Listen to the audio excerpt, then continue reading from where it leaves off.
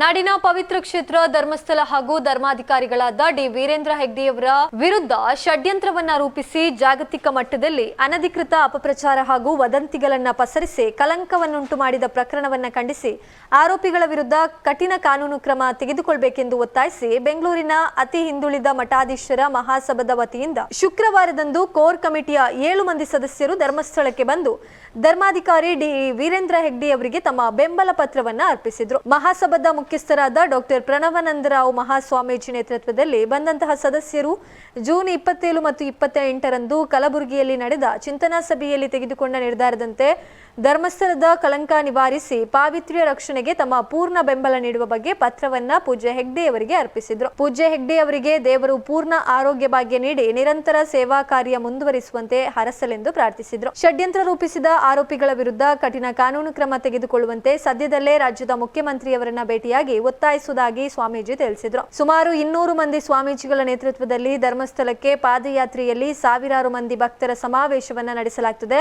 ಈ ಬಗ್ಗೆ ಡಾಕ್ಟರ್ ಹೆಗ್ಡೆ ಅವರಲ್ಲಿಯೂ ಪ್ರಸ್ತಾಪಿಸಿದ್ದು ಮುಂದೆ ಸೂಕ್ತ ಸಿದ್ಧತೆ ನಡೆಸಲಾಗುವುದು ಎಂದು ತಿಳಿಸಿದರು. ಪೂಜ್ಯ ಹೆಗ್ಡೆ ಅವರನ್ನ ಮಹಾಸಭಾದ ವತಿಯಿಂದ ಗೌರವಿಸಲಾಯಿತು. ದೇವರ ದರ್ಶನ ಮಾಡಿ ವಿಶೇಷ ಪೂಜೆಯನ್ನ ಸಲ್ಲಿಸಿ ಪ್ರಸಾದ ಸ್ವೀಕರಿಸಿದ ಬಳಿಕ ಸ್ವಾಮೀಜಿಯವರು ಬೆಂಗಳೂರಿಗೆ ಪ್ರಯಾಣವನ್ನ ಬೆಳೆಸಿದ್ದಾರೆ.